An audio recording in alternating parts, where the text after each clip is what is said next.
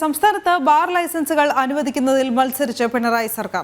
ഒന്നാം പിണറായി സർക്കാരിന്റെ കാലത്ത് മാത്രം 200 ലൈസൻസുകൾ പുതുതായി അനുവദിച്ചു. ഈ വർഷം ഇതുവരെ മാത്രം അനുവദിച്ച് 97 ബാറുകളാണ്. ഇതിനോടൊപ്പം സംസ്ഥാനത്ത് വ്യാപകമായി ബിവറേജസ് കൺസ്യൂമർ ഫെഡ് ഔട്ട്ലെറ്റുകൾ കൂടി തുറന്നിട്ടുണ്ട്. MK വിനോദ് ചേരുന്നു കൂടുതൽ വിവരങ്ങളുമായി. വിനോദ്, ഇടത് നയ വ്യതിചലനം നമ്മൾ ഈ കഴിഞ്ഞ ഒരു പക്ഷേ ഒന്നാം പിണറായി സർക്കാരിന്റെ കാലം മുതലേ തുടർച്ചയായി കണ്ടുവരുന്നതാണ്, ചർച്ച ചെയ്യുന്നതാണ്. ഒടുവിൽ മദ്യവർജനം എന്ന വാക്കും വാഗ്ദാനവും ഒക്കെ വിഴുങ്ങിയിരിക്കുകയാണ് പിണറായി സർക്കാർ.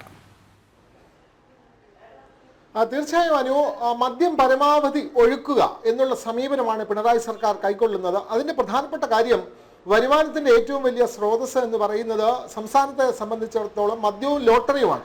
അപ്പോൾ മദ്യം പരമാവധി ജില്ലകളിലും പരമാവധി ഔട്ട്ലെറ്റുകളും തുറന്ന് പരമാവധി വരുമാനം നേടുക എന്നുള്ള വലിയൊരു കുതന്ത്രമാണ് പിണറായി സർക്കാർ കൈക്കൊള്ളുന്നത്. നമുക്കറിയാം, ഒന്നാം പിണറായി സർക്കാർ അധികാരത്തിൽ വരുമ്പോൾ ഇവിടെ സംസ്ഥാനത്ത് ആകെ ഉണ്ടായിരുന്നത് 29 ബാറുകൾക്ക് മാത്രമായിരുന്നു ലൈസൻസ് ഉണ്ടായിരുന്നത് ഒന്നാം പിണറായി സർക്കാരിന്റെ കാലത്ത്. ആ കാലം നമുക്കറിയാം, ഉമ്മൻചാണ്ടി സർക്കാർ പരമാവധി ബാറുകൾക്ക് ലൈസൻസ് നീട്ടിക്കൊടുക്കാത്ത ഒരു വിഷയം.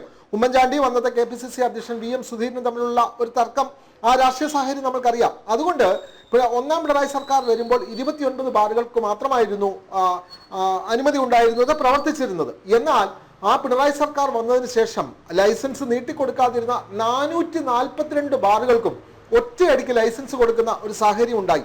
അങ്ങനെ സംസ്ഥാനത്ത് മുഴുവൻ 671 ബാറുകളാണ് ആ കാലഘട്ടത്തിൽ ആരംഭിച്ചത്. അത് മാത്രമല്ല, 5 വർഷത്തെ ഭരണത്തിനിടയിൽ 200 പുതിയ വിദേശ വിൽപ്പനശാലകൾ കൂടി തുറക്കുകയാണ് ചെയ്തത്. ബിവറേജസ് ഔട്ട്ലെറ്റുകൾ തുറക്കുന്ന സാഹചര്യം.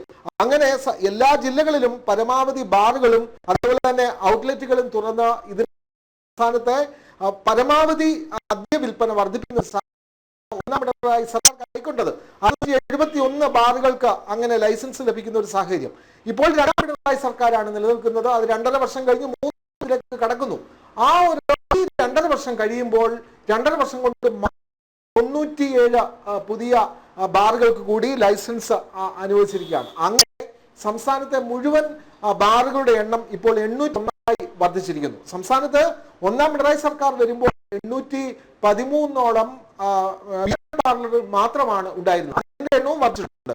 അത് നോക്കുമ്പോൾ സംസ്ഥാന എല്ലാ ജില്ലകളിലും വർദ്ധിക്കുകയാണ്. സംസ്ഥാനത്തെ ബാറുകളുടെ എണ്ണം വെച്ച് നോക്കി ബാറുകൾ ഉള്ളത് തലസ്ഥാന ജില്ലയിൽ തന്നെയാണ്. രണ്ടാം സ്ഥാനത്തുള്ളത് മെട്രോ നഗരമായ എറണാകുളം ജില്ലയിലാണ് രണ്ടാം സ്ഥാനം. മൂന്നാമത് തൃശ്ശൂർ.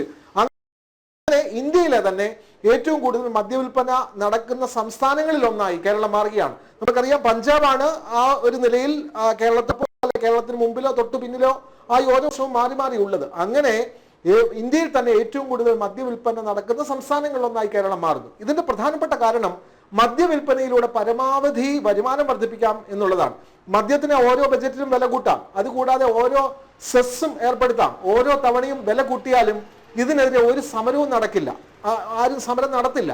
അതുകൊണ്ട് ആരുടെയും എതിർപ്പില്ലാതെ ബാർ മദ്യ മുതലാളിമാരെ സന്തോഷിപ്പിച്ചുകൊണ്ട് പരമാവധി വില വർദ്ധിപ്പിച്ച് പരമാവധി ടാക്സ് സമ്പാദിച്ച് ഏറ്റവും കൂടുതൽ പണം പിടുങ്ങുന്ന ഒരു കറവ പശുവായി ഈ ബിവറേജസ് കോർപ്പറേഷനെ മാറ്റുന്നു എന്നുള്ളതാണ്. അങ്ങനെ കോടികളുടെ വരുമാനം എടുത്ത് ധൂർത്ത് നടത്താൻ പറ്റുന്ന ഒരു സാഹചര്യം. അതുകൊണ്ട് വലിയ വരുമാനം കിട്ടുന്ന ഒരു മേഖല എന്നുള്ള നിലയിൽ പരമാവധി ജില്ലകളിലും പരമാവധി പഞ്ചായത്തുകൾ തോറും മദ്യവിൽപ്പനശാലകൾ തുറക്കുന്ന ഒരു മദ്യനയമാണ് സംസ്ഥാനത്തുള്ളത്. ഈ കണക്കുകൾ മാത്രം പരിശോധിച്ചാൽ നമുക്ക് അക്കാര്യം വ്യക്തമാകും അനു.